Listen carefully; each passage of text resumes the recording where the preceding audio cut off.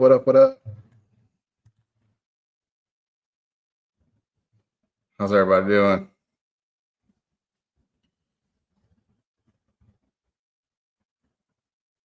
Let's see.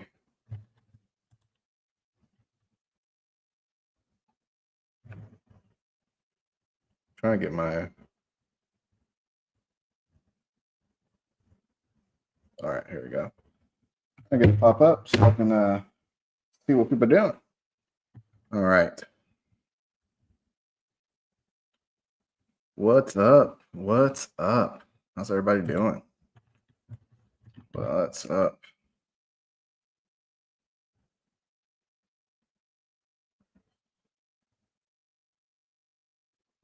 What's up? What's up? What's up? All right. Let me.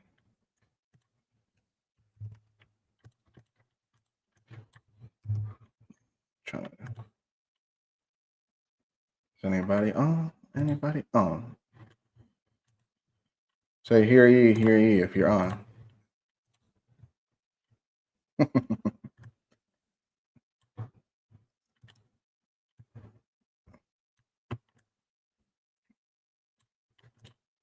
Hear ye, hear ye.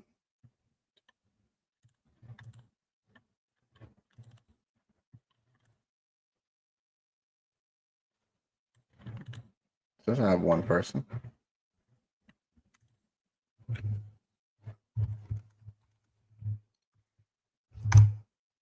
Somebody saying, when's it going to be on? It's on now. It's on now.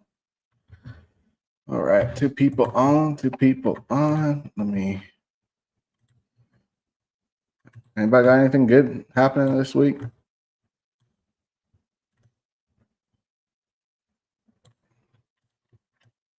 Anybody?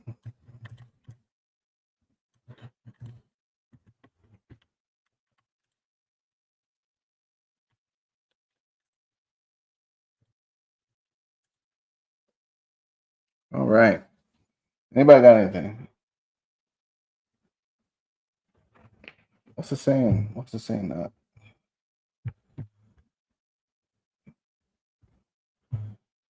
All right. I don't know what's going on. This is tripping out. Hopefully y'all can hear me all right because it's saying, oh, somebody said yeah. So, yeah. I was saying that I was frozen on here. For anybody, I watch my own.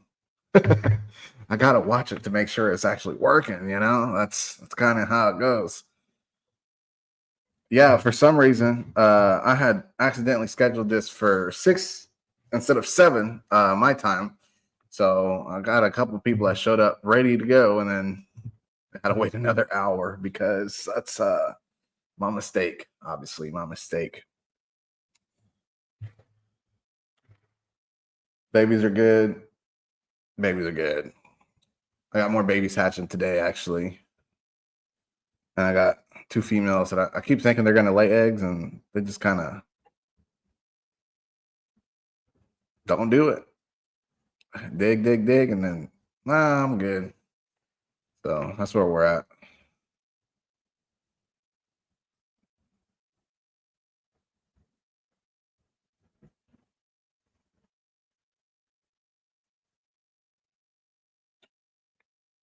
Give it a couple more minutes.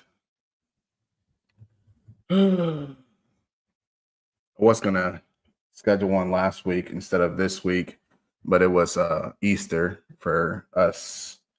And we kind of just hung out instead of doing stuff. So, yeah, Easter was a little bit quiet for us. And so we just hung out and do a podcast. Pretty simple. Pretty simple. And then now we're just here doing this week. And I can't even schedule it for the right time. So that was just show. Yep. Y'all see the boa? She's just chilling right here. Probably looking at me. I think she might be. Yeah, it's funny that you say that because I actually had a female not that long ago lay 12 eggs, and then she still has eggs inside. So I don't know what she's doing. It's been like 3 days, so I'm not sure what's going on. Not sure at all what's going on, but I mean, she's acting fine. She's not acting, she's eating and everything. So I'm not sure what the deal is. No clue. No clue whatsoever.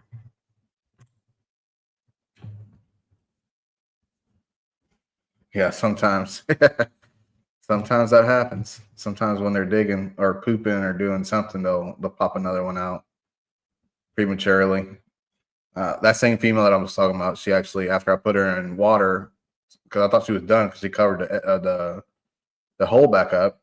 After I put her in water, she put put a egg in there.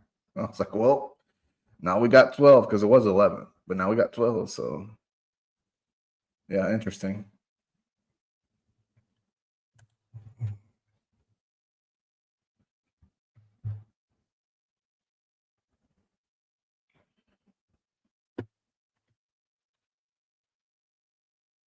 All right.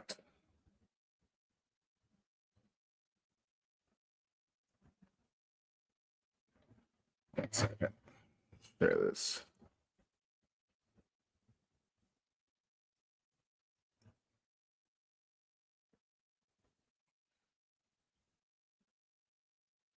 Oh,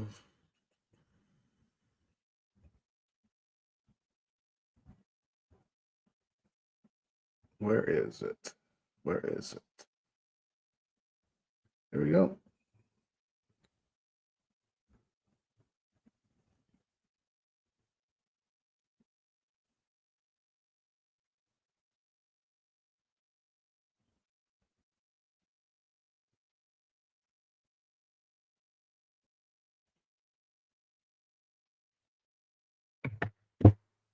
Who's all on?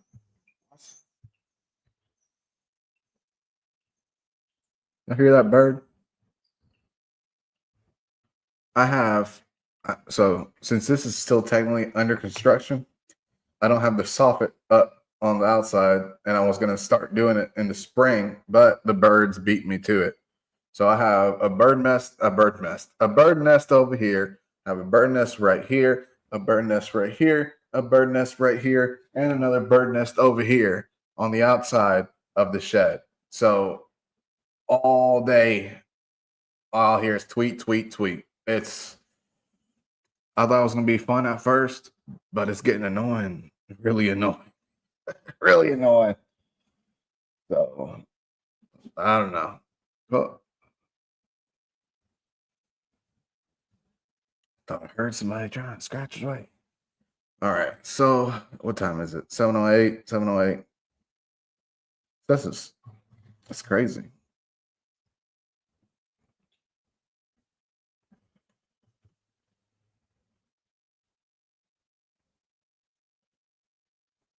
For some reason, this screen is saying there's one person watching. This one's saying there's three people watching. I don't even know which one's right. Because obviously I'm watching, so one's not right because I'm watching. So that can't be right. All right. Get it. Let's get it. Get it. Oh, somebody was asking me about what I use for dewormer. It's already back here, so I'm just gonna pull it out. I got this little goat dewormer right here. Some Safeguard. It's the same everything. It's 10% fenbendazole. I can't ever pronounce it. It's a freaking tongue tire. Fenbendazole, and it's 125 milliliters. And I mean, I never get to use it before it expires. This one expires in May, and it's probably still half a bottle, but the bottle costs about $30, so it lasts a long time, a whole lot of time. So, and that's a QB. That's me.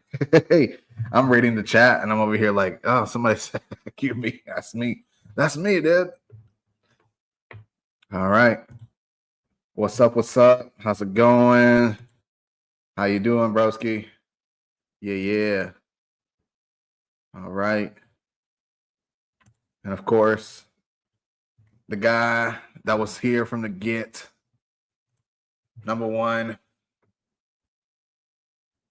All right. So before I begin, I know it's been 10 minutes, but before I begin, I want to say something.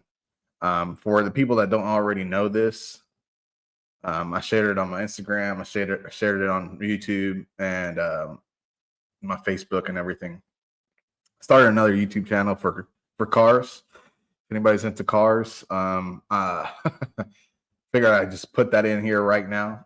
So if anybody's into cars, you can go check it out. It is that Cuban car guy. You know what? I'll just share it real quick. Let me go. Yeah, that Cuban car guy. So that's it. 19 subscribers, all I got right now. But the only video I have that's not a short, it's posted 4 days ago. It already has 50 views. Woo woo. I don't know who is doing that, but 20 subscribers almost. Y'all want to check it out? Subscribe. I'd appreciate it. Also, if you're into cars, there is a website that I created with. It's taking a little bit to load. Come on, what's happening?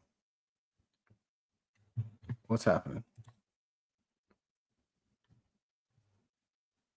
Where I'm putting t-shirts. It's called Car Guy Tees. There we go. So I have 2 t-shirts so far, and they're Miata related. So if anybody knows, I got a Miata, looks just like this in a Miata. And so I made a Miata shirt. Pretty cool. Just has the Miata face on there. I know, I'm lame. I know. And then I made another Miata shirt with Miata, and then it has the Miata on the back. So if you're into all that stuff, got $20, you get a t-shirt. I mean, So the other thing I want to do is I want to do a giveaway on both my channels this year.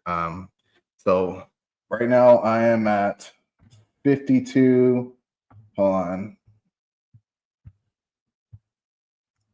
52. 5210. What does that say? 5216. So I'm at 5,216 subscribers on my QB's Tales and Scales YouTube channel, and I'm at 19 subscribers on the car channel. So I'm gonna do 2 giveaways, one for each channel. The first giveaway is for QB's Tales and Scales, and the winner. This is hard to do on YouTube, essentially because some people are out of the country and all that. So the winner, I'm gonna try to. There's 2 different things I can do depending on where you are. The winner is either going to get a free t-shirt, right? So $20, free t-shirt, ship it straight to you. No matter where you are in the world, I can probably ship it to you. Probably. I say that probably. I don't know. There might be something that I can't ship to. And then for the people here in the United States, you either get the choice of a free t-shirt, or you get 20% off a purchase of a reptile. And technically that includes anyone in the United States and Canada, because I can ship to Canada pretty easily. And I can technically ship to Europe, but it's a lot of money. And it's not worth it for just one animal. So if you plan on if you're in Europe, right, and you win and you're like, hey, I'm gonna get like 6 animals, that's a different story, right? Because then I can make that happen, because the shipping costs will outweigh the cost of everything else. You might actually save the 20% off the 6 animals and then end up saving more than what the shipping cost would have been. So if that's something you're into and something that you're outside of the United States and you're like, let's make this happen, and you're the winner, we'll figure it out. But this is a soft announcement. This is not the official announcement yet. So for the people on the other channel, you just get a free t-shirt. So what's happening? Can y'all see me?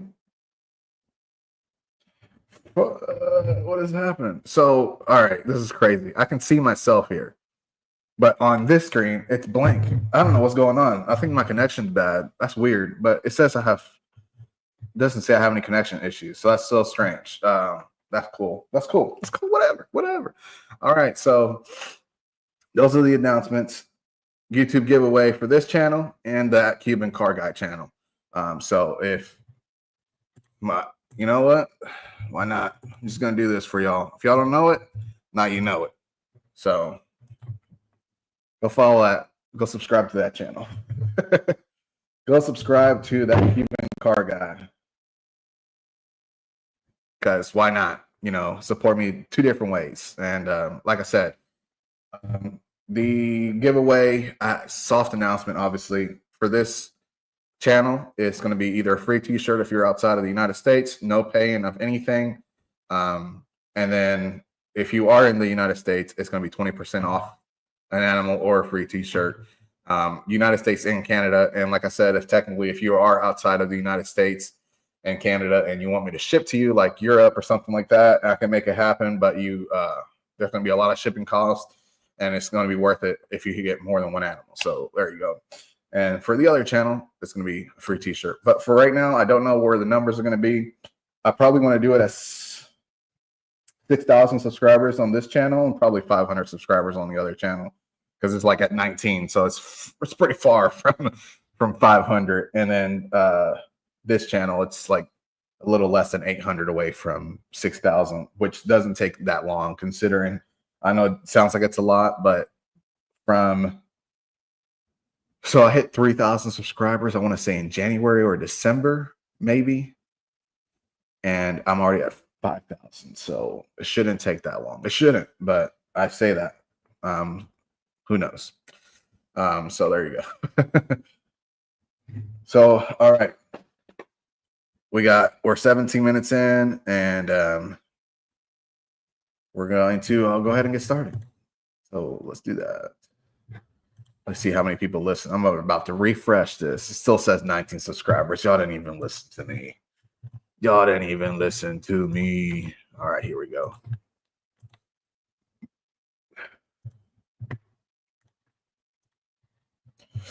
You ready? You ready? It's going to be a good one today. I believe so. I believe it is going to be a good one today.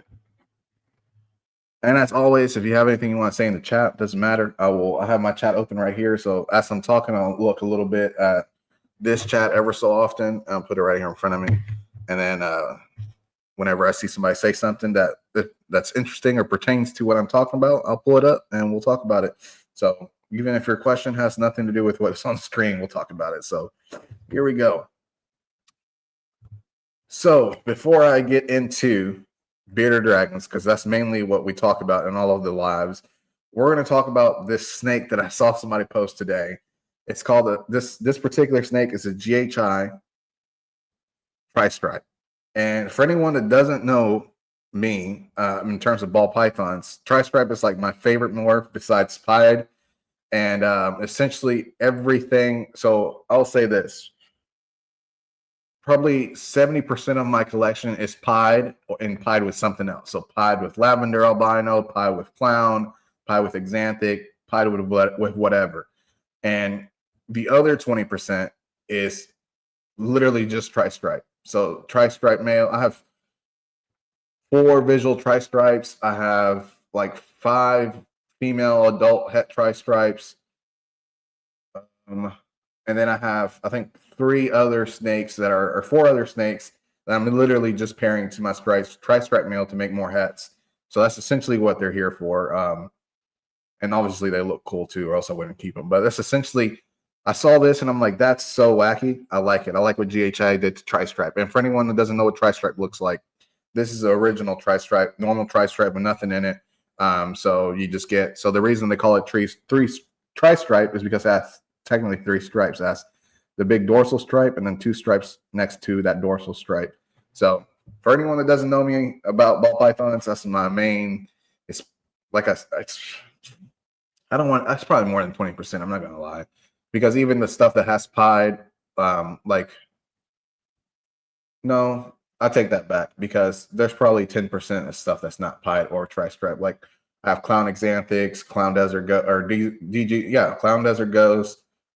Desert ghost, xanthic. So I have a few other things. So I would probably say it's still 20%, but pieds are probably more like 60. So there you go. All right. All right. So first question that I want to talk about is supplementing for breeder female bearded dragons after eggs. What do I do? What do I recommend people do? Essentially, if you want to breed bearded dragons, and if you want to breed anything that lays eggs, every time a female lays eggs. The outside of the egg is calcium. Okay. So whenever the female is lacking calcium, the outside of the egg is not going to be as white or as vibrant. And it could also lead to the egg not making it because it doesn't have that protective outer shell. It's essentially has the outer shell, but it's not as strong as it could have been because of the lack of calcium. The other thing I've noticed is females that will push all of their calcium intake to the eggs, essentially reducing all of their calcium, or maybe even so taking away all of the calcium from their intake. And essentially now they have a calcium deficiency, and you don't want that. So what do I do? So no matter what, you always want to give bearded dragons calcium, no matter what, to prevent calcium deficiency.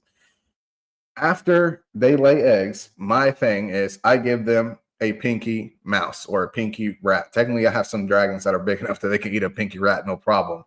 I give them a pinky rat. And what it is this pinky rat is literally just milk and protein and calcium. So the bones are going to have calcium. The milk is going to have calcium. And then also you're going to get protein out of it. It's not much protein. It's mainly fat and calcium because it's a fresh baby, rodent. So what happens is now you give your female a boost in all of the vitamins, essentially all of the supplements they need to boost their energy and get back to eating. And typically what I do is I give them water, and then I give them the pinky. And then after that, the day after, I'll give them about 10, 15 roaches. And I usually try to give the female bearded dragons after they lay, usually the adult bearded dragons for me, I usually feed them once a week. So all of my adult dragons are once a week protein eaters, daily green eaters. So once a week they get protein, but when they're actively laying, I do every 2 or 3 days because they do need that extra protein. They do need that extra calcium because they're putting it towards the egg. And they also lost weight whenever they laid eggs. So it's just a whole lot that goes into breeding females. And if you don't do all of that, essentially your female could die from deficiencies because she's either losing all her protein, losing all her fat, losing all her calcium, but she's losing something. Doesn't matter what it is. If you're not putting it back into her, it's not good. So you want to make sure you always get in your female calcium at least, definitely protein and definitely fat, but at least, right after she lays eggs, you want to give her a boost of at least calcium.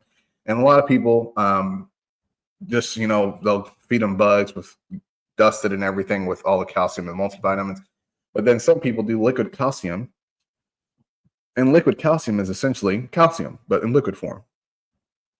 And it does the same thing. Nothing changes. But it's obviously not going to be dusted on the bugs. It's not going to be dusted on the rodent that you give it, whatever the case may be. This is just pure liquid calcium going straight to the dragon. Now, this is good if I never ever tell people to just strictly do one thing. But if you feel, and if you've gone to the vet or whatever, and they have told you that your dragon is lacking calcium, you can do a liquid calcium. If you feel they're lacking calcium, you can do liquid calcium. The problem with liquid calcium, not necessarily a problem, but the problem that I feel could arise from someone doing liquid calcium is that they're also not putting everything else that goes into your bearded dragon. Where's the protein? Where's the fat? Where's the multivitamins? It's just liquid calcium straight into the bearded dragon with nothing else going in there.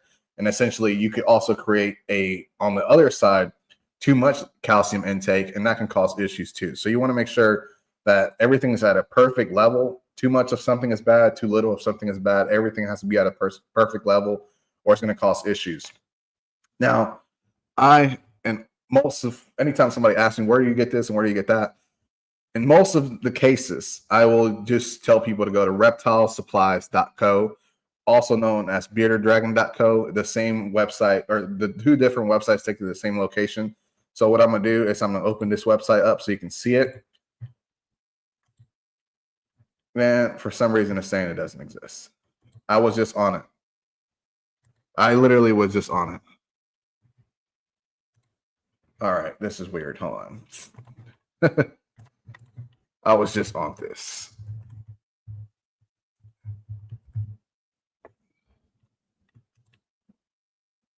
What happened to it? I was just on it today.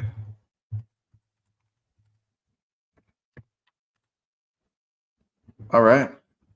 That's so strange. All right. So I typed in beardeddragon.co and it worked. And look, it tells you right here, reptilesupplies.co. Both of these work. I'm not sure why it wasn't saying that it was working anymore. But you can go on here essentially. I'm not sure if they ship out of the United States, but I know they do ship in the United States. We can look. Let's see. I don't see anything that says. Yeah, they ship international. All right. So essentially, you can just go on here. I always just do the search bar for whatever I need. Calcium, bam. And you got liquid calcium, calcium complex powder, Repashy calcium plus, calcium carbonate powder, and then you got scoops and syringes and stuff like that. So now I know there's two different types of calcium powder on here. The complex one is very tiny grains, and they stick better to like superworms, dubia, bugs, and stuff like that because it's a fine powder. If you're ever having issues with that, you can go that route as well. So you can just whatever you need, it's all in here. 5 pounds. That's a lot of calcium, but I don't ever buy that much calcium. But you can go on here and order it for your bugs. They also have Repashy and stuff like that. I don't know. We just saw it. I can't even type. So if you're into Repashy, you can go on there. Look, Repashy. Bam. You know what I'm talking about? That's all right there. So that is the website that I usually send people to for supplements and stuff like that. What happened? Oh man, I did the thing. Why do I always do that? All right. So that's where I get stuff. You can get the stuff there too. Next thing, the eggs with windows. Is it common and how do you prevent it? So typically, eggs that are laid do not have windows. Eggs that are laid are going to be almost perfect. Let's see. Somebody said something in the chat. We'll go. All right. I'm getting my first adult female next week, and I'm pretty hyped. I want to pair them in July because I still have to prepare a lot more. Yeah, definitely prepare. Prepare incubator, prepare lay box, prepare everything you need. Make sure you have all the supplies you need because man, when you start pairing them, you don't know how long it's going to take before they start laying eggs. I've had females as early as 2 weeks, and then you're like, oh dang, I'm not prepared or anything because you thought you had 4 weeks. That's not the case. Sometimes it's 2 weeks. And what I've noticed with the females that lay 2 weeks, going back to the question here, what I've noticed with the females that lay in 2 weeks, typically those are the ones that have issues with their clutches. Not because that it wasn't long enough, but typically it's because the male could have not given enough sperm for all of the eggs, and essentially half the eggs go bad or all of the eggs go bad, and then you're dealing with now you either have to repair the female or try another male, and that's obviously something nobody wants to do. So I had a similar thing happen. I've had 4 females lay after just 2 weeks, and it's kind of blown my mind every single time. I should be used to it by now because it happens every year, but every single time it blows my mind because I'm like so ecstatic. I'm like, oh my gosh, she's laying already. I get the eggs. The eggs look good. They look like they're going to be good. And then literally a couple days later, they all go bad. And I'm like, oh, dang it. And I think so with the four clutches that I've had like that, 3 of them have gone bad, and one of them, almost all of it went bad. So it's happened so many times. I hate it. So I'm hoping now that they're on a good schedule now, and all of these females were first time females. Like they were just, I guess they were too eager to lay eggs. I guess that's what it is.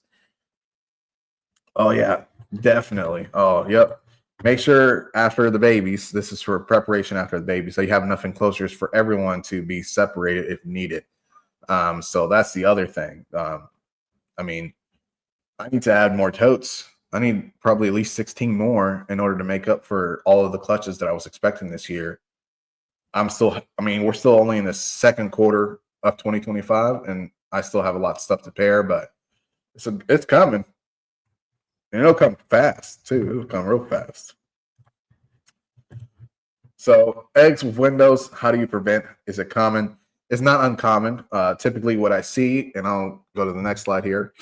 Typically what I see is eggs with windows after they've already incubated for a while. And typically that happens from hydration, from water touching it. And it can also happen from just the expansion of the egg. So eggs with windows is not technically a bad thing, especially if they're making it all the way through. It's not technically a bad thing. The biggest concern with eggs with windows is people thinking that the female didn't receive enough calcium. And that's typically not the case either. It can be the case, but typically it could also be just, like I said, the moisture, the expansion of the egg, they're about to hatch, anything like that could cause them to have a window. Like you can see in this picture here, there's one here with the big old window. And then this one here has this one with the window. It's the same one over here, has this one with the window. This one has a small window over here. So they can have windows. It's not a big deal. And you can already see this clutch is hatching. I took this picture today of the baby that was coming out. It's probably already all the way out now because this was like probably earlier this morning. So I took this picture today. Hopefully tomorrow we have several babies coming out of the egg bin. So eggs with windows, not a bad thing. You can do extra calcium to prevent it, but it may not even prevent it because the female that laid this egg or this clutch, I mean, this was her second clutch. So I already pounded her with calcium after her first clutch. So I know it had nothing to do with calcium. All right, we got another question or another statement. I guess you could call it a statement. It got me. I need more as well. I have clutches hatching every week for 6 clutches starting second. Oh, goodness gracious. Every week you have a clutch hatching for 6 weeks starting in May. Oh, no, that's gonna. Nope, absolutely not. That happens to me too. It's funny because the way it'll work, it'll be a clutch that is ready to hatch, let's say May 2nd. And then I have another clutch that's ready to hatch May 9th. And then I have another clutch that's ready to hatch May 16th. And then what happens is the one that was supposed to hatch on May 2nd took too long and it hatched on May 9th.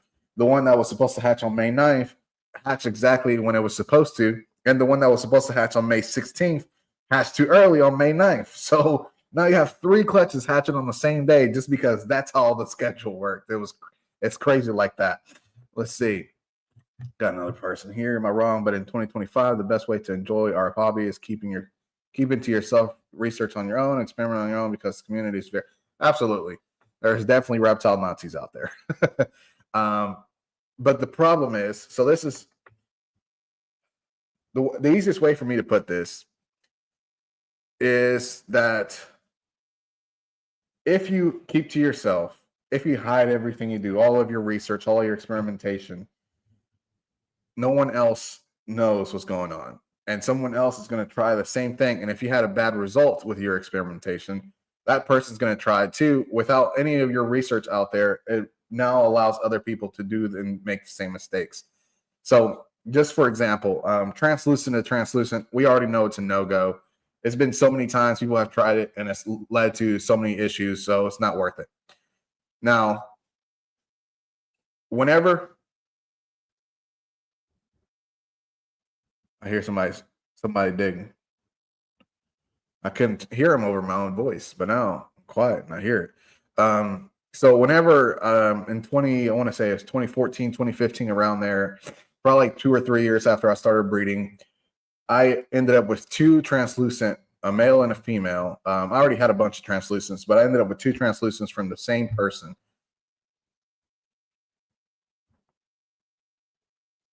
Who is it?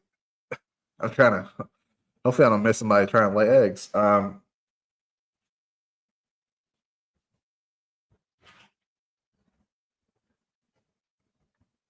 I know, it's crazy. That's the thing about breeding reptiles. You got to be attentive. You got to be there all the time. You got to be in the mode, in the zone all of the time, 24/7. Because you never know when they're going to lay eggs. Where was I? So in 2014, 2015, I had 2 dragons that were translucent that I got from the same person. I got the female. Literally, she laid 2 weeks after I got her. And when she laid, I said, dude, who did you pair her to? And I said, I have a female. He said, I have a female. So I can't remember which one I paired her to. And I was like, all right, cool. Surprise. We got eggs. Well, then 60 days pass. The eggs started hatching. And I'm like, oh my gosh, translucent babies. Yay. They're always so cool looking because they have that green belly and they're translucent, right? And they start hatching. And I'm like, oh my gosh, so many translucent babies. And then I got to about halfway down the clutch and I'm like, dang, every single baby's been translucent. And I was like, hopefully he didn't breed it to a translucent.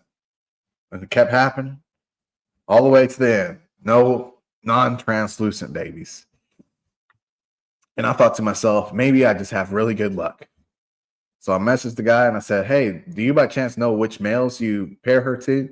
I know you said it was a few, but what was the deal? And he said, well, the one I sent you was one of the males, and this is the other male. Both males are freaking translucent. Both males that he paired to her were translucent. The female was a translucent. All of the babies came from the male that I bought. Unfortunately, they all passed away. So I don't want to say they all passed away. I think about the first clutch, there was 3 clutches total. The first clutch, about half of them didn't make it. This was 2014, 2015. So this was a long time ago. And people were honestly still experimenting with translucent to translucent. About half the first clutch passed away. Like it was just, I want to say within the first 2 weeks, they all passed away. The first half of the first clutch. And then the second clutch, so that's the thing with translucent and translucent. They start getting weaker the older they get. The second clutch hatch, then I'm over here like, all right, maybe I did something wrong with the first clutch. Maybe it wasn't the translucent. So I started going. And about the second clutch, almost the entire clutch didn't make it. And then I'm over here thinking it has to be the trans, right? Well, then the third clutch never made it to hatching. So the clutches kept getting weaker and weaker. And that also happens when females lay multiple clutches. The clutches keep getting weaker and weaker. But because it was translucent, they were also with deformities. So don't breed translucent to translucent. And that is essentially what happens, right? So you accidentally do something, or you hear of something, or you do something, hoping to see what the outcome is. And then you share it with the world, and everybody starts beating you down because you did something that wasn't allowed. Is that right? Depends. How many times have they told you this?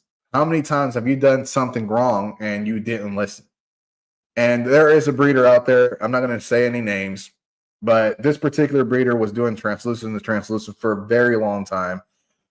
For about 2 or 3 years straight, I know personally that I kept telling that person not to do translucent and translucent. And that person always replied with, none of the babies have issues, and every single one of them is living a happy life. Well, I never went back to say anything again. And like a year later, I started noticing that this person no longer does translucent and translucent. And instead they do het translucent to het translucent. And I asked, so did you learn your lesson? And they said, yeah, I did, because babies started dying. Because what happened was, now it wasn't just translucent and translucent. It was translucent to translucent from babies that were hatched from translucent to translucent. So those babies were weak in terms of genetics. So whenever they bred them and bred translucent to translucent again, it made it even weaker, and the baby started dying. It's typically, the problem is not with the first generation. It's typically with the second generation. It's always like that. And we'll talk a little bit about that here in a little bit, because we're going to talk about line breeding. So to answer your question, or to agree with your statement, there are reptile Nazis out there, but there's only so much you can do. And in terms of becoming a better person and becoming a better you do what you got to do, right? But if you just want to keep it all under the table or under the hush hush, and you don't want to tell anybody you did something wrong, then I think that's a negative thing to do for the hobby, because I think everybody needs to know that there's something bad out there. So I know we're still on the topic. Red monster. When people breed red monsters, they get beautiful dragons. Great. But nobody's telling you about all the dragons that are dying. Nobody's telling you about all the deformities. Nobody's telling you about all that. Nobody's telling you about all of this illnesses and all of the things that happened with red monsters, because they were no longer line bred. Now they are inbred. So let's get into that. First, we got to talk about when to retire your bearded dragon breeders. I typically retire my dragons at about 5, 6, 7 years old. Males can go a lot longer than females. Really, you just have to pay attention to them. That's just really how it is. So retiring your dragon at 5 years old, why do people do it? And that's because at 5 years old, your dragon has probably already bred for 3 seasons. let's specifically females. Like I said, males can go longer. Specifically, females have already bred for 3 seasons. And when you retire them, it's not because you don't think they're good breeders anymore. It's because you are an ethical person and you want them to go live a life where they are not just bred. Because essentially, with you, that's what is happening. They spend a few weeks and a few months with you hanging out, and then all of a sudden, breeding season kicks in, and you're just breeding them. So when you retire them, it's not because they are not good breeders. You're retiring them because you want them to go live a life of a pet and get pampered and get used and abused by kids. I'm just kidding. That's usually what happens. They get a pet and they're like, hey, it's for my kids. And the kids are beating the crap out of it. So, I mean, it's what it is. But typically they're not really beating the crap out of it. But, kids are roughhousing and they do a little bit more than they're supposed to. So the dragon gets used to it and the kids get used to not doing it. And there you go. Now, after a couple months, the dragon is no longer getting beaten up by kids. So people retire just because they want to make sure that the dragon has a decent life after they're bred. Now, dragons technically live on average 15 years. And if you want to breed them till they're about 7, that's not a huge deal, essentially. But now you went 5 years, essentially, breeding that dragon. And the consequences, the side effects of breeding and overbreeding, because sometimes females do get overbred, could lead to that dragon's lifespan being 7 years instead of 15. So when you rehome that dragon or you sell it as a pet only, that person that bought it might not get it for 7 years. They might only get it for a year. Maybe they'll get it for a few months. So you never know. So that's something you want to make sure you can take into consideration. I typically, like I said, 5 to 7 is typically the years that I go with, and that's typically based off how often they laid. If a female is laying, 4, 5, 6 clutches every year, I'm not going to go to 7 years. That's a lot of clutches she just went through. She might be, she might need some help after that. But if a female is laying 1 or 2 clutches every year, maybe I'll go to 7. So that's just essentially how I look at it. See in the chat, we got some stuff in the chat. I've had 1 baby die out of 2 clutches. It was the best looking trans. Was it a translucent and a translucent? I love my 2 translucent boys. Absolutely. As long as you don't get any translucent females, we'll be all right there. I have 18 trans babies just now. Amazing. Again, trans. That's the question. That is the question.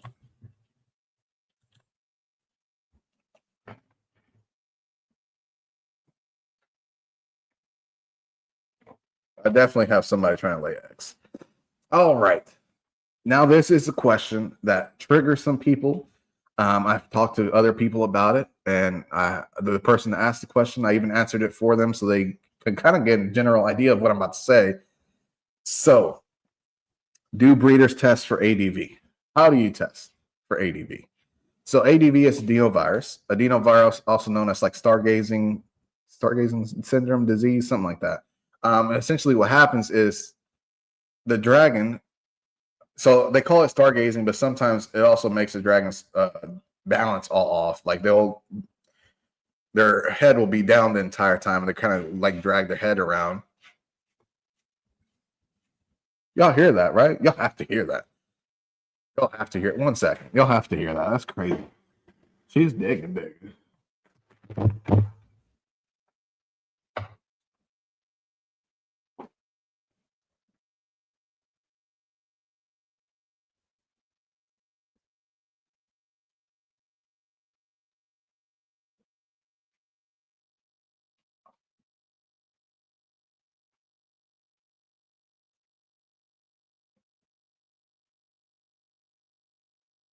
Of course, as soon as I get up, she stops.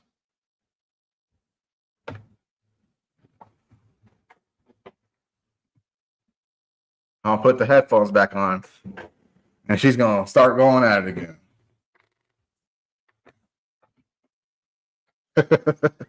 That's exactly how it works. Put the headphones back on, and start going at it again. All right. So, do breeders test for ADV? No. There are some out there that do tests for certain things. Oh, Lord. Who is it?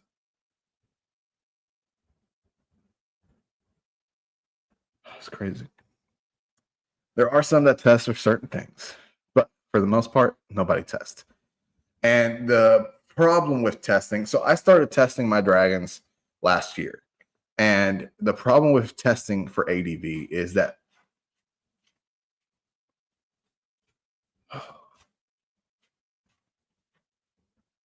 one second.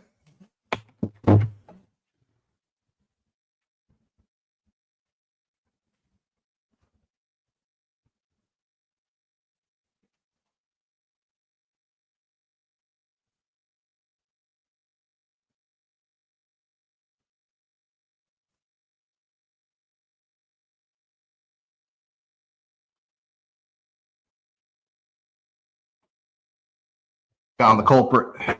She's not grabbing. She's just digging. All right. I'm cold. AC done kicked on over here. Sorry. All right. Well, I'm not sure I'll be getting that female next week. She has 4. I'll name you. Yeah, she's not. You can still do it because she's been almost.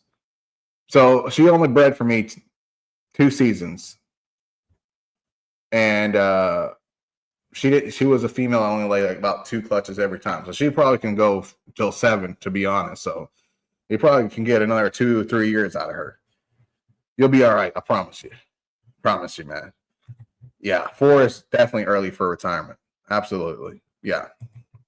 I would have, even if it was, you're about to breed her for 1 season, then you were going to retire her. That's still better than you would have got your money back and also made more on top of it. So that's just, yeah, absolutely. You'll be all right.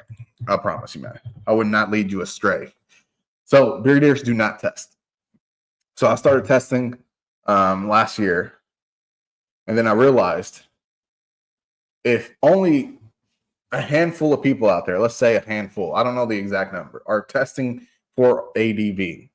And ADV is a very contagious, it spreads very rapidly, and it spreads, so it spreads through, bacteria, obviously. But in a collection like this where, I don't know if y'all have seen my enclosures, but they're like side by side. That bacteria can essentially spread pretty quickly. And it spreads through bacteria and also spreads through reproduction. So if you get one male, let's say, that has ADV, and the problem with ADV is that you can have a dragon that carries it. You can have a dragon that has ADV and never shows any signs of having adenovirus. Never. It could live an entire life, forever, all 15 years, without showing you a sign of adenovirus. And then all of a sudden, all of its offspring have adenovirus. And you're like, well, where did it come from? The one dragon that you had for 15 years. And all of a sudden, now you have to check all of the lineage because now everything has been contaminated with adenovirus. So what I noticed, and the reason that the thing that prompted me to do an adenovirus test was I had a person buy a dragon from me, and they took it to the vet probably like 3 months later, maybe 4 months later, and it had ADV. Now, I will say that the person that bought this dragon had a dragon previously that also passed away, but they never took it to the vet, so they didn't know what was wrong with it. When they got this dragon, they put it in the same enclosure. They did a somewhat clean. And essentially, that dragon now has ADV. And I told them, I said, well, this is the first time I've heard of any dragon in my collection having adenovirus, but it is possible because I told her this. I said, look, I'm not saying that it didn't come from me. I'm saying that it's possible that the dragons that I have just haven't shown the symptoms. So for my peace of mind, I'm going to start testing my dragons. And that's what I did. And all the ones that I tested came back negative. The problem with that is ever since last year, I have probably added another 12, 15 dragons. So now I have to retest everything. And the problem with that is if even one dragon comes back with adenovirus, you potentially could have every dragon with adenovirus because sometimes you have false negatives and sometimes you have false positives on these tests. So it is crazy. It's terrible. So How do you test for adenovirus? If you are looking to be a person that tests for adenovirus, you can go to the PATS.info, and the PATS is it stands for Pagana Adenovirus Testing Society, and you can go on here and I'll open it up for you guys. It's a real sketchy looking website. I'm not gonna lie, but it is a person that is actively hoping to get adenovirus out of here, because the problem is if you don't test it and you pass it on and you keep passing it on, you end up with dragons that are all over the world, all over the United States, let's say all over the United States, that potentially have adenovirus from your offsprings. So it's good to test for stuff like this. So you can go on here and you can contact them, and they will send you however many tests you need. So I don't remember how much the test was. I think it was like $20 or something like that, each test. I can't remember.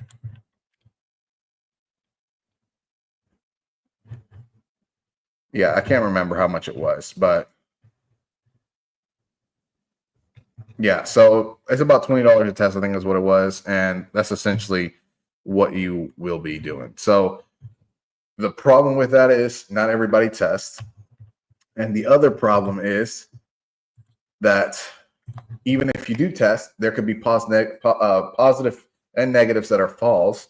And then the other problem that you have is so I'm going to test probably again this year. And if everything comes back negative again, I will no longer be buying bearded dragons. I will only be breeding and holding back. Because if you test and everything comes back negative, then you can assure that your dragons are not contaminated with ADV. And essentially now everything you reproduce will not be contaminated with ADV, and you will have an ADV-free collection. And there are people out there that advertise ADV-free collections, and that's great, but how can you guarantee it? And then there's also people out there, this irks me. There's also people out there that say that ADV is common and every dragon has ADV. That is not the case. That is complete lies. Every dragon does not have adenovirus. Every dragon does not have. So every dragon does have parasites, but the parasite level is what's monitored. Just like with people, whenever you get a stool sample done, a fecal sample, whatever, it is based off a percentage. How much parasites do you have? And where are you in the spectrum where it's good or bad? If you're over this number, it's bad. If you're under this number, it's good. If you're below this number, it's bad, because there's a good and a bad number, obviously. So that's the same thing with bearded dragons, the same thing with dogs, same thing with everything else. There's good and bad numbers of parasites. Every single bearded dragon has parasites. The number that goes up or down to the point where it's unhealthy is what's the problem. So the next slide here is talking about other things, right? So parasites, which is, there's also a parasite called crypto blah, blah, blah, blah, blah, that's different than other parasites. And it's not as common, but it is out there, and essentially it's treated with different things than regular parasites are. So how many breeders, or how have any breeders lost their entire or almost their entire collection due to ADV, parasites, crypto, or anything? Yes. Right now, there is possibly, I don't want to say there is possibly yellow fungus going around in different collections. Possibly. And the thing about that is you can't guarantee that there is, but you can see that people have complained about it to the point where it's suspicious and you believe that there is possibly something going on. And from the conversations I've had with people, it's kind of possibly not yellow fungus. And if it is yellow fungus, then it's all over the United States. But it's small quantities, right? It's because it's not large-scale breeders. It's typically people that are, and if it is large-scale breeders, God bless them. But but the smaller-scale breeders, hopefully what they do, if they have any positives of parasites, adenovirus, yellow fungus, whatever the case may be, they stop selling, they stop breeding, they contain it, they do quarantining, whatever they have to do, and that is it.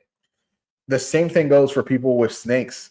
If you have snakes in your collection and they have nidovirus or they have mites or whatever the case may be, keep that out of rotation, people. Like, it's not that hard. I know you're breeding. I know you're doing it for possibly money. I know once you have a bunch of animals, you need to get rid of them as fast as possible because you can't feed them forever. But for the sake of the community, stop. Just stop selling. Stop sending it everywhere. Stop doing what you're doing and just stop. It's not about the money. It's about the animals.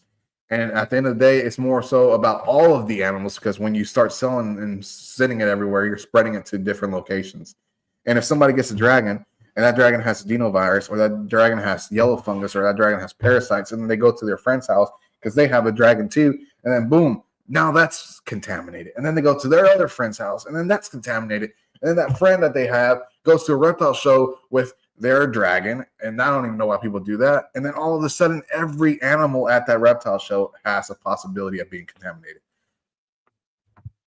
Don't bring your dragons, don't bring your animals to reptile shows. That's all I got to say. I've had 2 reptile shows here recently, and both times I have came back with something. And it just is ridiculous. And the first time I came back with something that killed like 4 or 5 of my dragons. And I was extremely mad. I'm not gonna lie. I'm still extremely mad. But it's not has anything to do with the person that runs the show. It has nothing to do with the show itself. It has to do with people bringing animals that are sick to the reptile expos, and not just people that are, buying stuff that bring their animals or want to share what their animal looks like, but also the vendors. You'd be surprised how many times I see a vendor with an animal that looks like it's about to die. Like, come on. Like, you got to be freaking kidding me about that. Like, you're a vendor. You don't want to show people that. Nobody wants to buy something from the person that has a dead animal on the table. Come on. Next, before I get ranty, let me go to the next thing. What is line breeding? What are the benefits and what are the side effects? Yeah, here we go. Somebody says something. There was one breeder who wasn't even willing to test for yellow fungus because the test was $400. Shake my head. Absolutely. Absolutely. And when you're testing for ADV, right? And let's say I think I have like 42 dragons or something like that. If you're testing for ADV and every single test is $20 and you have 42 dragons, that's money. That's a lot of money. Okay. Like, it's not something to laugh about. It's not a joke, right? It's not like you have to be considerate about all of that. So I'm not saying don't test. I'm saying, be like, yeah, I'm going to test, 10 dragons this month and then wait 2 months. I'm going to test 10 more dragons this month and then wait 2 months. And obviously, hopefully you're not buying anything new in that time frame, because then that defeats the purpose. But, you don't have to test them all right away. Like, it's just test one. If you test one and it comes back positive, best believe the entire collection has it. Best believe. Because most of the time people don't test anything unless they suspect something, right? So that's it. That's all I got to say about that. I'm not going to keep ranting about it. Why does line breeding? Line breeding is when you take a mommy and a daddy, and then you take the offspring, and then you breed that offspring back to the mommy or the daddy, depending on the gender, obviously. Or you breed the offspring to another offspring to keep that line strong. And people typically do this. The benefits of this, typically people do this when they have a new morph. So, for example, if albino came out, whenever it came out a couple years ago, 3 years ago, something like that, and that person decided, well, I have an albino bearded dragon, I'm going to breed it to this female over here, and they're going to have 20 babies, and every single baby is going to be het albino. Well, how do I get more albinos? I have to either breed siblings together, or I have to breed an offspring back to the original albino to see if this is strong enough to continue being bred albino to het albino. If it's not, then I'll breed babies together and get het albino to het albino. Do that a couple generations, typically 2 or 3 generations, and then that's it. You stop. Because after that, the side effects are what we see with red monster. You have all these illnesses, all of these diseases, cancers, all of these things that happen because of line breeding. Or after that, it's called inbreeding, essentially. Or you have deformities. You have all of these things that can happen, essentially, with a dragon because of prolonged line breeding, which is essentially inbreeding. So The reason people do this is because they want to perfect something. The downfall to people is that once they've perfected it, they want to use the perfected combination and continue breeding and not outcrossing it to perfect the line, because the line has now been tainted. For 3 generations, it's being bred within familiar lines. So now that line has been tainted and it has to be cleansed by you going outside of the line. So you take those visual albinos from the 3rd generation and you breed them outside of the line. And now all of a sudden you have 500 head albinos out there because you bred 4 adult or 4 male visual albinos to like 8 females that were not head albino or anything like that, because you wanted to clean the line. Now you have 500 head albinos out there that are essentially probably like a quarter related. And then you do that again. So now you have 6 generations in and everything is a quarter related. Then you do that again. By the 9th generation, it's going to be to the point where it doesn't even matter. It's going to be like they're like, I don't know, 16th and 8th or something like that related. It's a lot. It's not a lot. I mean, it's barely anything. Yeah, definitely start with all dragons that are unrelated. If you start with all dragons that are unrelated for line breeding, you will have more success. Don't start with 2 siblings. Okay, start with unrelated dragons. The 1st generation of those offsprings are the ones that you have that are related, and that's when you start line breeding. Absolutely, 100%. So the next question is, what happened? What did I just do? Where are the red wiblets? Red wiblets? Oh my goodness! So one thing I noticed about wiblets is wiblets do not entirely display color. Wiblets tone down color, and even the reddest wiblets still appear orange. So let's go look at some pictures. So this is my guy here, Marcules. He is a wiblet. He is a high-colored wiblet. They call these high-colored wiblets because that is what it is. You know, they're high-colored.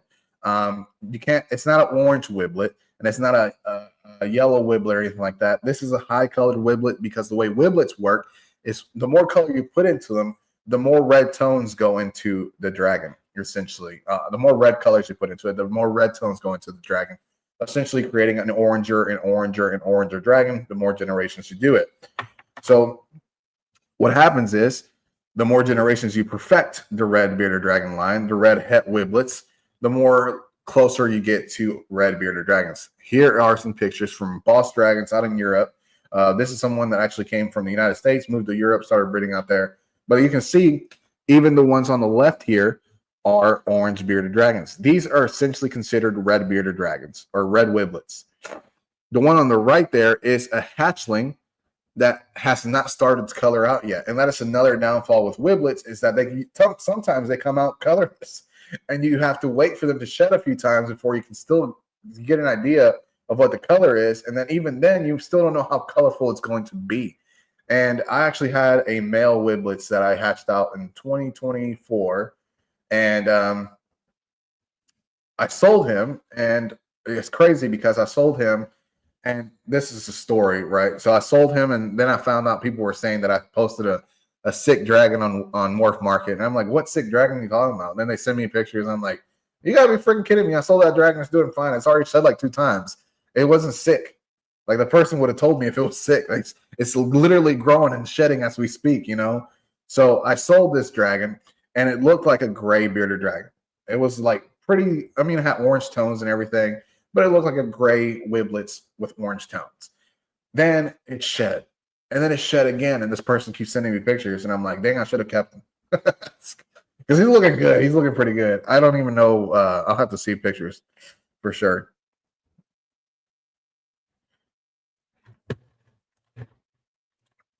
He is shouting he has a red wiblets, but I would say orange. That's because all wiblets essentially will be orange.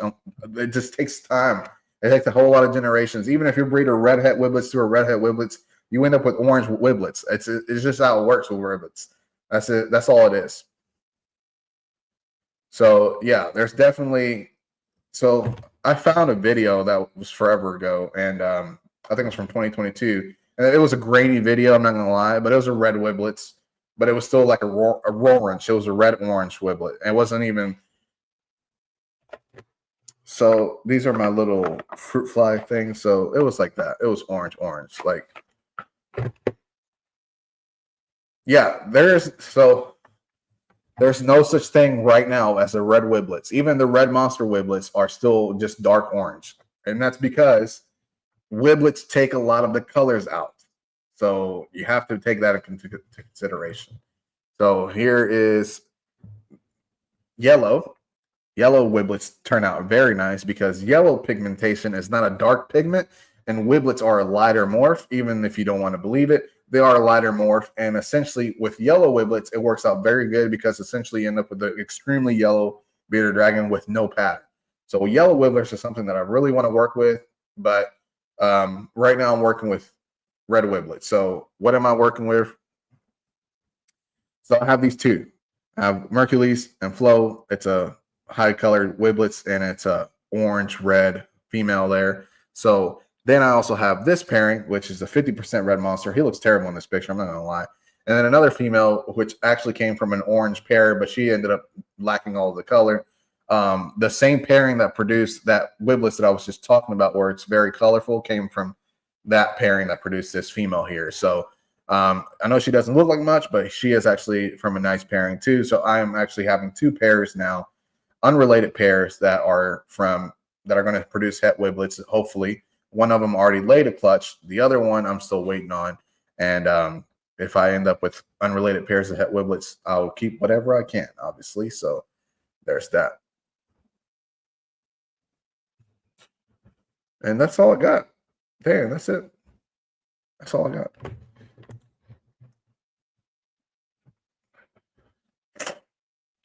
You gonna show me? You got one? You got a picture of a red wiblets? Send it to me. I want to see it. Send it to me on what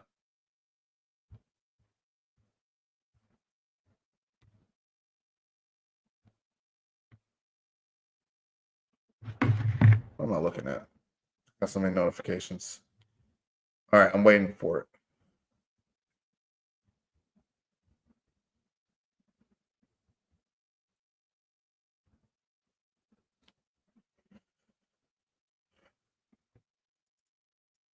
Malaysia, all imports are problematic. I'm not gonna lie, because of the fact that you don't know exactly what you have. And so there's another thing with imports. So this is something that I've heard of. I've never experienced it because I've never imported any bearded dragons, but I've heard of people importing dragons. They get here, the colors are off because of editing pictures. The structure is out of whack because they are inbred, and the person is literally just depending on the angle you take, you can literally change the structure of a dragon. If you take an angle from the back, you can literally make a dragon look really long. Versus if you take an angle from a picture from the side or the top, now all of a sudden the dragon looks short. And this actually happened to me once, not from an import, but I had a bearded dragon that I purchased here in the United States from California, and the person had taken a picture from the tail, like the hind quarters essentially, and the dragon looked normal otherwise. But then I got it, and the head was like this big, and the body was like this big. So you can see typically bearded dragon heads are not the same size as the torso. Like you can see that. Well, this particular dragon had a head that big and a torso that big. So I had to get rid of it. It was ugly. I'm not gonna lie. I've seen some ugly dragons out there, but I've never seen a dragon with the size of their head that's the same size as the torso. I will say this: the torso was small and the head was bigger than it was supposed to be. So it just had bad things going for it all around. And that's something that happens with imports. People don't know exactly what they're getting because they're hoping this person's selling them a dragon that actually looks good. And the problem with that is if you get it and it doesn't look good, how are you going to get your money back? You know, most of these people are asking for you to do like send money in a way that's not protected. So that's the only thing about imports that I will say.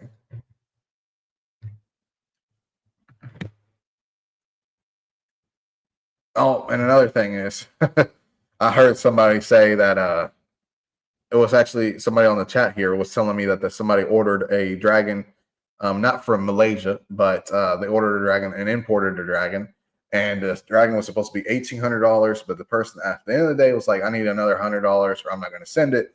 And then what are you going to do about that? You've already sent them the money. They're going to keep the money. Now they're holding your money hostage and your dragon hostage. So yeah, I don't like importing. There's a lot of dragons here in the United States, a lot of very good bred dragons here in the United States. I don't really see a reason to import anything.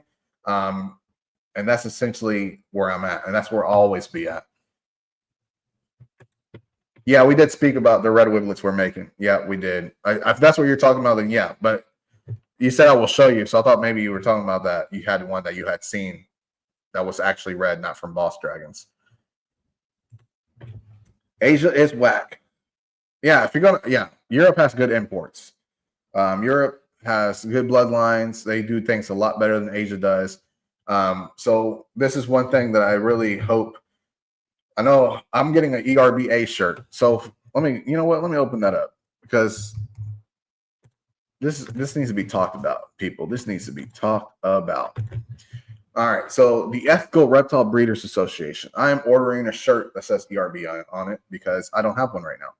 What we hope to come out of this website here is I want a place where anyone can go in and say, is this breeder selling me something that's worth me buying?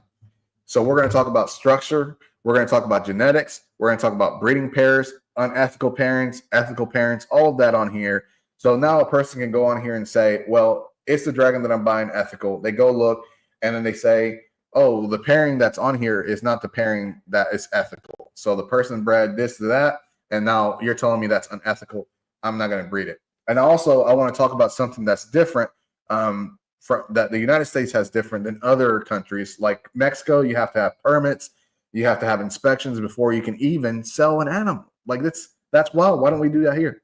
And then in Europe, they have banned lists. Like there's stuff that you can't sell. If you sell them at reptile expos, you get banned from reptile expos. So it's crazy stuff. Like even ball pythons, like the spider morphin ball pythons here in the United States, you can find them all day long. In Europe, there's literally reptile expos that say if you sell a spider ball python, you will be banned from the reptile expo if you do that. And for me personally, I have a spider. She's never done anything crazy. She doesn't have a wobble or anything like that. So for me personally, I see that and I'm like, damn, that's extreme. But there's a reason behind it, and that's because you never know what you're gonna get. Like mine is fine, but somebody else's is probably not doing so well. So that's essentially what we want. We have some care guides on here. We're gonna talk about breeding structures or breeding standards. And obviously, we got some merch because the only way I can make this continue is by having somebody, support me.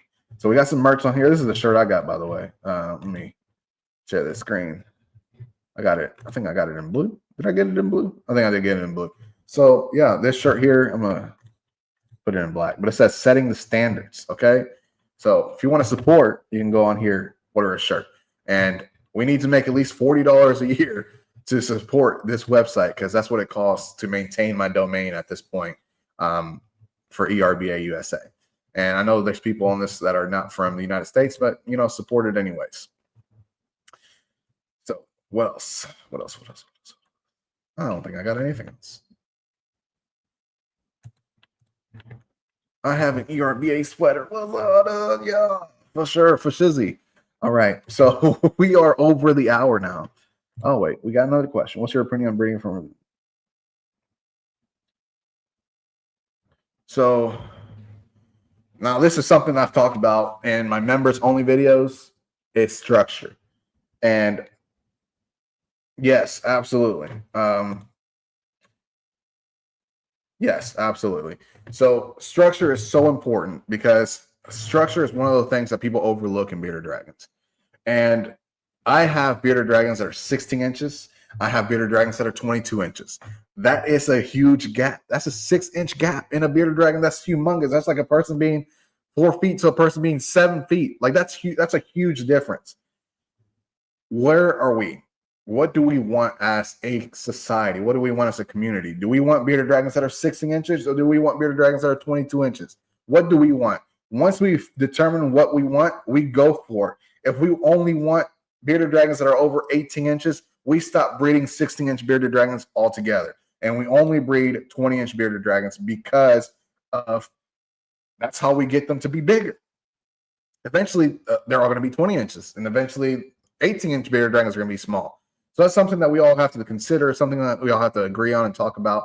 But yeah, it's something that's very much out there, and people are ignoring it.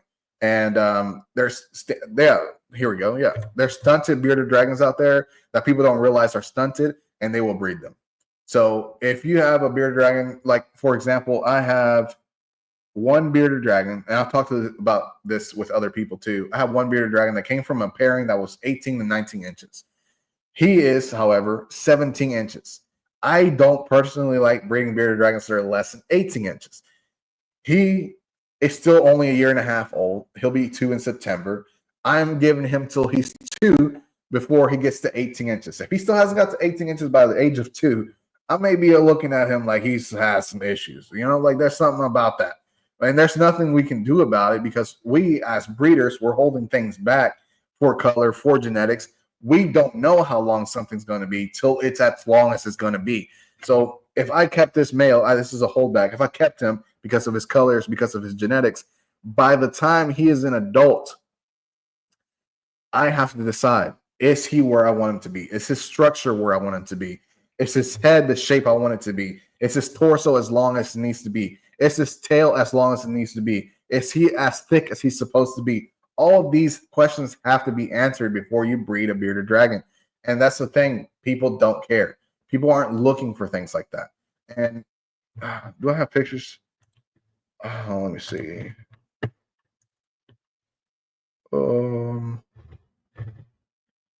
I don't. That sucks. I had pictures that I saved from somebody who was breeding bearded dragons, and their dragons looked like shoot. Their dragons looked like shoot. They had terrible snouts. They had really weird eyes, like bug-eyed looking, and yeah, absolutely. I love 22-inch bearded dragons. I've only owned so the biggest dragon I've ever owned is 23 inches, so it's not far from 22. But even then, like you put them on your arm, and you're like, dang, like that's the whole arm practically. So yeah, it's awesome. It's awesome to own a dragon like that. Absolutely. But yeah, there's people just don't care. That's the problem. People don't care. They will breed whatever they got because they feel like they need to sell whatever they have. They feel like there's money in it, and they don't care what the outcome is, essentially. So I measured a male who's 2 years old, and he's 21 and a half. Absolutely. Yeah, I have a lot. I have that one's no, that one is 22. That one is 22. That one is 22. I have like 3 yellow females that are 21 inches, 20 inches. Even one with a tail nip's like 20 inches. I'm like, dang, I wonder how much she would have been if she was without the tail nip. So, and most of the other ones like 19, 18 inches, but that's essentially where I'm at right now. Yeah, there. So, anything over 26 inches has definite German giant bloodline. Definite, because that's massive. Like that's huge. He said, I still think about this dragon twice a week. Yeah, they're huge, man. They are. But it's late. I gotta go put the kids to bed, which means I gotta stop sharing, and you guys have to leave me alone. But I will say this. I will say this right now because I have to. Make sure you like, share, and subscribe. Share this. Subscribe to this channel. Do what you got to do. And while you're at it, don't forget to subscribe to my car channel. People are like, what? Again, dude? Come on. You just made me. Yeah, go subscribe. Yeah, go subscribe. I have 20 now, so somebody listened. All right? Go subscribe. I appreciate you guys. I really do. I really do appreciate everybody on here. I thank you all for tuning in today. Sorry for the mishap with the timing. Hey, she's still here hanging out. So the problem is I had the lights off in here, and it was already getting a little darker in here. So she was chilling on the heat mat, and I had taken out her tub with the reptile chip in it because she likes to chill on the heat mat, and the tub for the reptile chip kind of holds all that heat in there. And so I was like I'll just take it out and she can chill on the heat mat tonight. But no, now I have to turn the lights on. So she's gonna have fun after this. Just chilling, looking at me. She's like, come on, bro, turn off the light. I'm out of here, man. So yeah, thank you all for tuning in. Thank you all. Everybody have a great night. Thank you for tuning in. Thank you for question mark. Question mark for what? I don't know what the question mark is for. But